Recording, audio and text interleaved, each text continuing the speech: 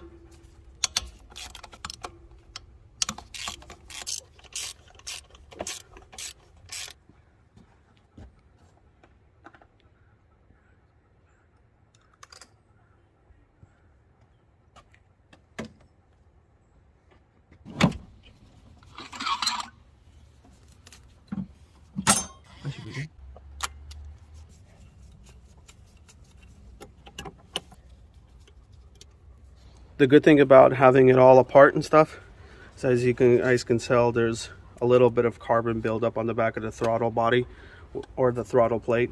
So while we have it off, we'll clean it before reinstalling it too. So my dilemma is this. I replaced the valve cover gaskets. I mean, it's been a while. It's been over 10 years, but they're not leaking. They're good quality, so they're not leaking. To pop off the valve cover gaskets and get them painted, I still have to take the second part of the intake manifold off. It's got, I don't know, probably another 10 bolts on there, plus unbolt the EGR. It sounds simple, but man, it's a bit of a headache. I don't know if I want to do it, but I might do it anyway, just to make sure that everything is done right. The problem is the majority of the bolts from underneath the intake manifold have to come off with a long extension. You just got to make sure that you don't drop any nuts and bolts that you will probably not find again.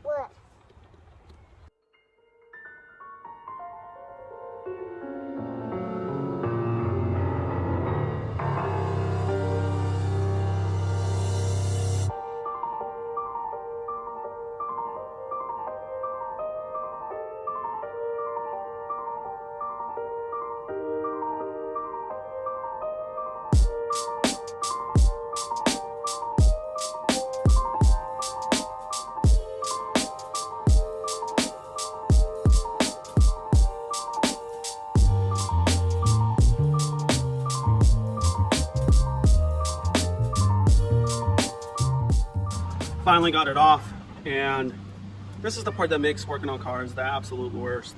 You really need to be motivated, because these weren't designed for you to just be able to take them apart in your driveway. They were assembled at the factory outside of the chassis and then put in place. You don't have all the access that you could if the engine wasn't in there. It had 1, 2, 3, 4, 5, 6 bolts here, 2 for the EGR valve, and these 2 are pretty much blind, so you got to just hope that you're reaching in there with your extension. I had to pull the studs out, in fact, because there was no room to pull this out and twist it out of the way. And then I was able to unbolt the EGR valve and get it out of the way. Now that we have this off, we can clean all the grease inside and everything, replace all of the gaskets, because the last one looked like it was a little dinged and that would easily cause a vacuum leak. But now that all the space is open, we can then dive in on these valve covers, pull them off, get them painted, put a new valve cover seals and everything. I left the plug wires in here for the majority of this time, just so that no debris or anything gets in there. I am going to vacuum it regardless, but for a while we're working and everything, you wouldn't want a bolt to fall in one of the spark plug holes, and then even with the plug in there, have to fish it out with a magnet or something. So now we're just going to move on to the valve covers, get them pulled off, start prepping them. That'll be it for today, and then the next day we'll come in, replace the gaskets and everything, start reassembling. And this guy, we'll get it to where we have the intake manifold back together and the throttle body on, but then we'll work on the headers and the master cylinder and stuff.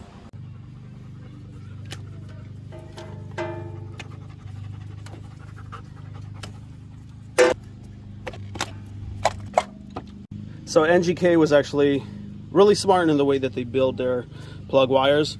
They even have a little lip for you to be able to pry against with your finger and pull up on the wire when you're pulling it out. This has been in there for so long that the seals are all dried up and it was difficult to pull it out, and especially from the spark plug side. Another design aspect that they put in compared to like some of the cheaper ones is that they have the actual gasket that goes around the little tray that catches the oil from the valve covers, so that they don't ever leak into it, or so that water doesn't get into it. Just kind of something that you get with quality parts. For those of you guys who might be doing the same thing, either on any of the 2JZ models that use plug wires, they have plug wires originally for the GS from 93 to 96, but they're the 5mm skinnier ones. I got these, and you guys can look at the part number if you need them. They're 8mm thicker ones. They came off of the Supra, and I used a cap and rotor for the distributor from Supra, because they used plug wires too, and everything just clips in place. Everything on the top of the engine is almost identical as far as like valve covers and the oil tray and all of that. You won't be able to use the original plug wire dividers, but you can just do it out of zip ties the way everybody's been doing it, the way all the hot rodders have been doing it for years, to separate them out to get them to look all clean. But those are the ones that I used for you guys who are looking for that. Why not? And Rock Auto actually had these for 40 bucks, which was a steal. I don't know why, but it was a good deal.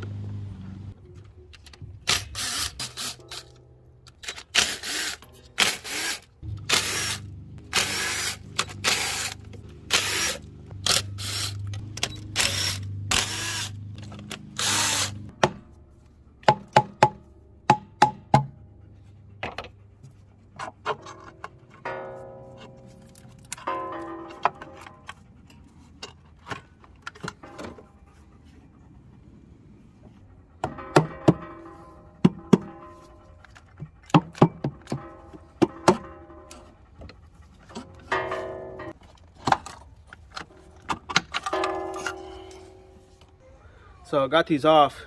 They're still really soft. If I didn't want to spend the money, I wouldn't get new ones, because it seems like they did a great job. But we will anyway, just because they're at least like 10 years old, and I'd like to replace them so they can last at least another 10 years. We're gonna have the car for a while. Fun fact, these are actually not aluminum, they're magnesium. And the reason that all of the corrosion actually happened to begin with was the dissimilar metal corrosion. So the magnesium against the aluminum, all of the, I guess you could say, the toxins and chemicals out of the magnesium just kind of floating around from all the heat and everything caused all the aluminum corrode, and that's why it looks so bad. So what we're gonna do is get a nice layer of paint on here, some high temp stuff, good coating, so that it won't happen again.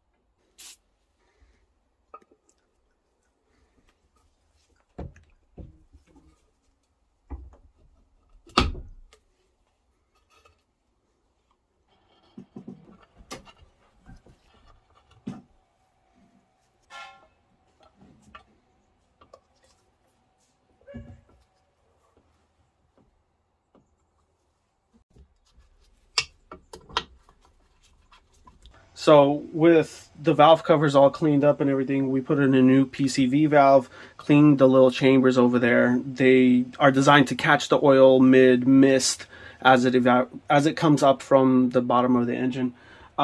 We went and got, or Lily went and got, gaskets for it, valve cover gaskets, and the throttle body gasket that we needed, plus the upper intake manifold split gasket as well.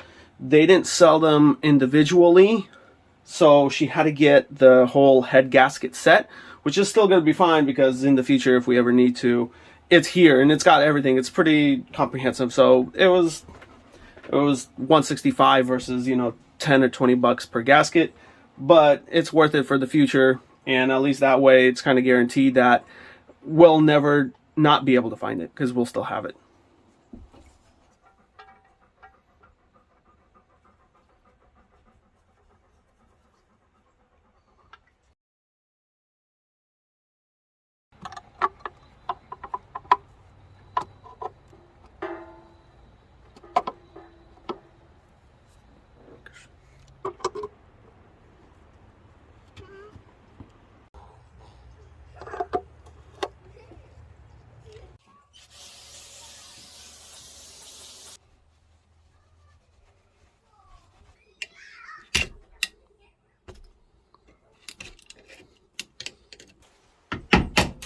The little gaskets are so dry that they're just brittle, like plastic. It's supposed to be rubber.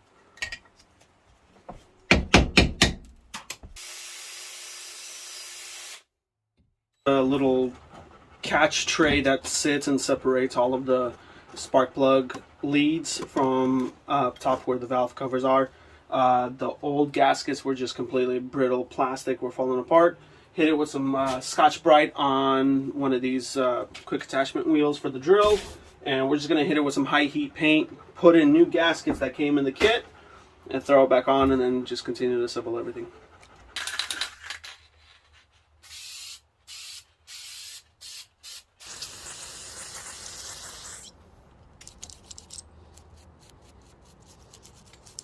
If you use a brass brush, then it won't scratch up the coating on the bolts, and then that way they won't rust over time. Some people take them straight to the wire wheel. With the metal wire wheel, you're just gonna scratch off all of that coating, and then the bolts will start rusting like literally within days.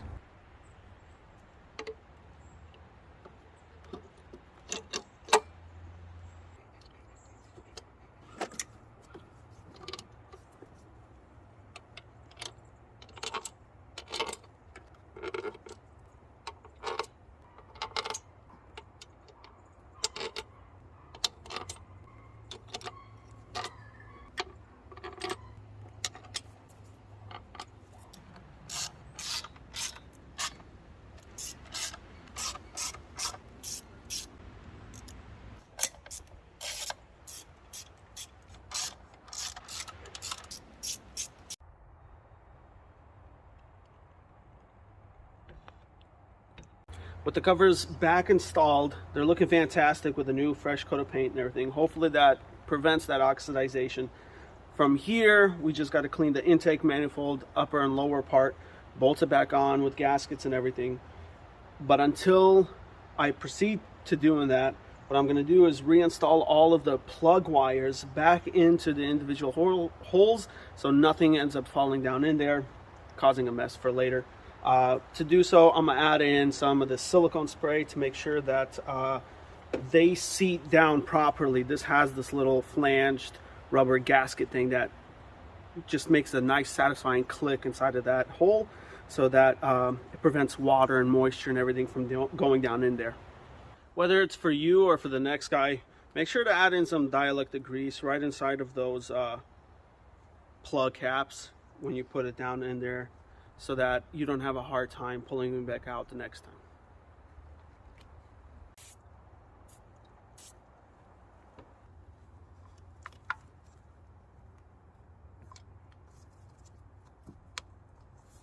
What's nice is that NGK actually numbers them for you, so all you have to do is put them in the coordinating cylinders and pop them in.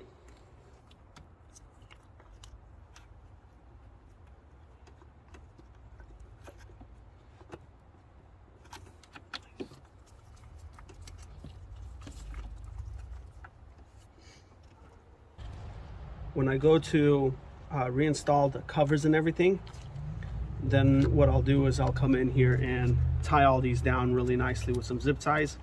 Make sure they have a clean flow straight out through here, and then pop it back in with the distributor.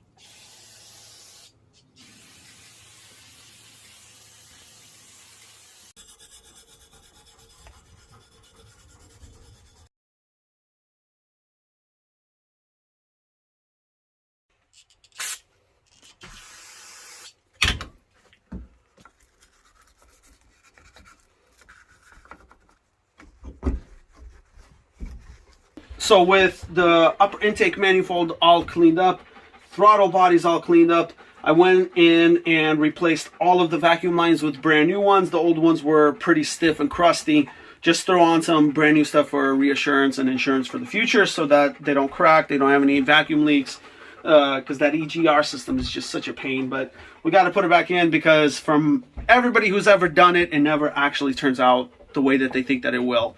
The ECU and stuff wants to read everything the way it was originally.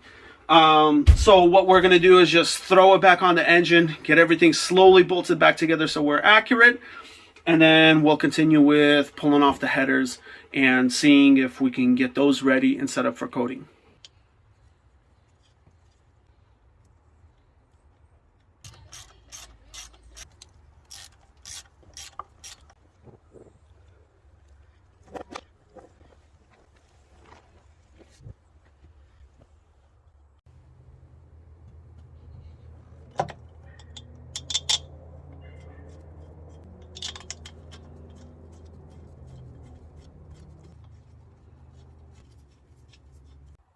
So off camera, I took these guys off. Not too big of a deal. It's only 8 bolts or so.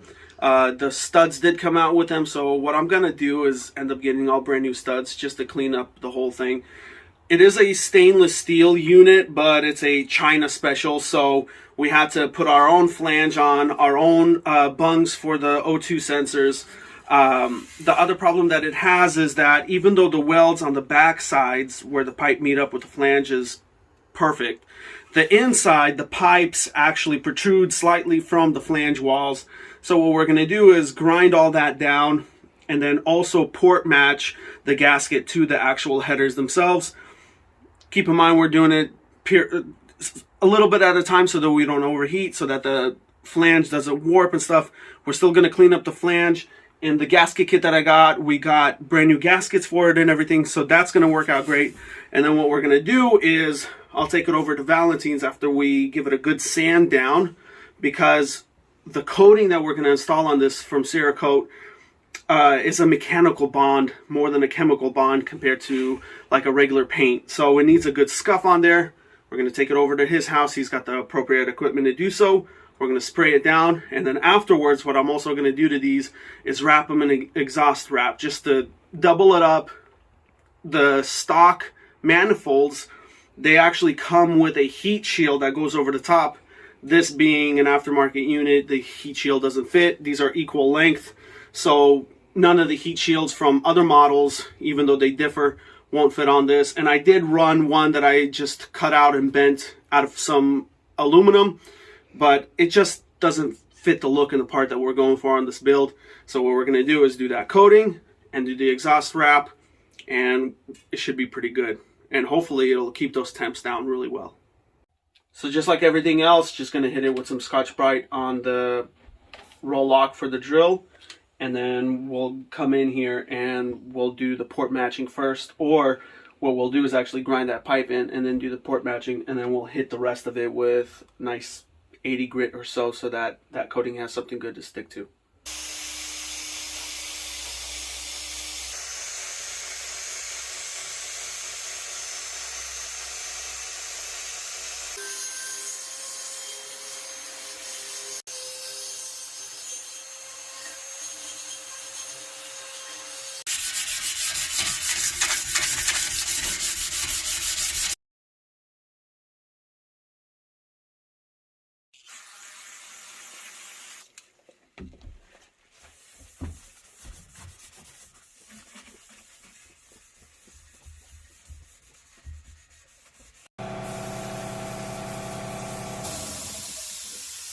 So this is the stuff I'm using. It's that Cerakote that we order offline. I saw a bunch of reviews that this is a good ceramic coating that you don't have to have an oven for. We started off, it's supposed to use a 0.8 nozzle on the gun. We had a 1.2, which, considering how thick it is, seems to work pretty good. A 1.7, sorry, it's a 1.7. I misted it on as a first coat.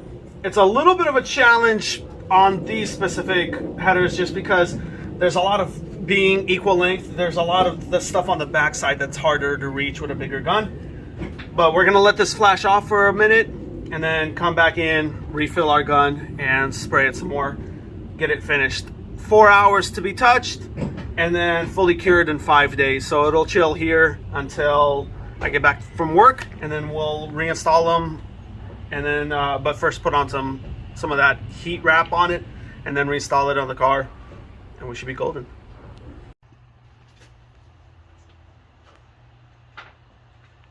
with the headers curing for the remainder of this week, we're gonna call it good for this video. Otherwise it's just gonna get drawn out for way too long.